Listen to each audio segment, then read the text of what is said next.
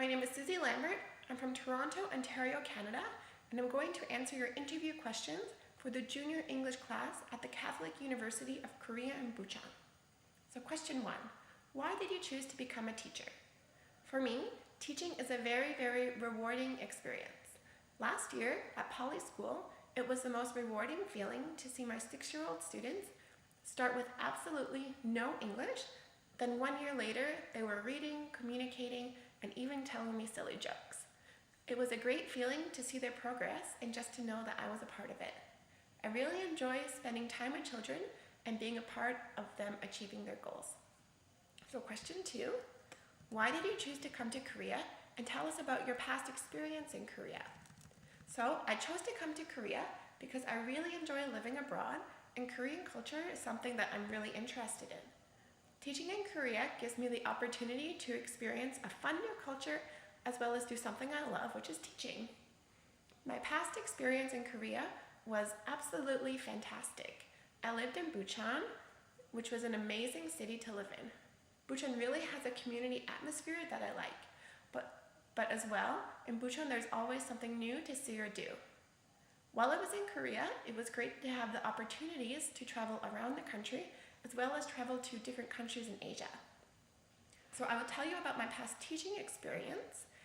In December 2012, I completed a 1-year contract at Busan Poly School. It was during my time at Poly where I really developed my passion for teaching and for children. At Poly, I taught 10 classes every day. The first half of the day, I taught pre-kindergarten students age 6. To my pre-kindergarten students, I taught primarily phonics and shared reading, along with writing, art, gym, and music. I was very thorough when I was teaching phonics, especially focusing on letter sounds and vowel sounds, because I feel that as a beginning English learner, phonics is definitely the most important subject. The second half of the day, I taught elementary students, grades 1 through 7. I taught a variety of subjects including reading, social science, grammar, writing, vocabulary, science, math, and debate. I enjoyed teaching so many different subjects because it meant that every day was a little bit different.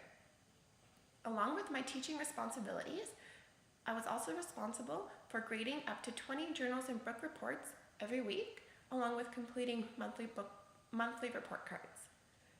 At Poly, what I enjoyed the most was the opportunity to get to know each of my students personally and forming a unique relationship with each one of them.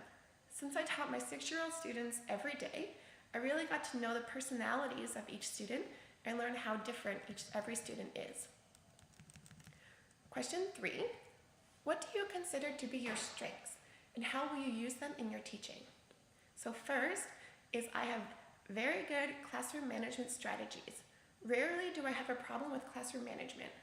I always do my best to ensure that every student feels comfortable in my classroom and that it is a well-managed but welcoming environment. Second, I'm a very enthusiastic and energetic person. I always do my best to make the most of the less interesting topics and involve the students in my lessons. My third strength is my patience and understanding. In my teaching, I modify how I teach according to the English levels of the students. When I am working with shy and quiet students, I am very patient with them so that they can gradually gain confidence in their English speaking. And finally, I always do my best to ensure comprehension of new material.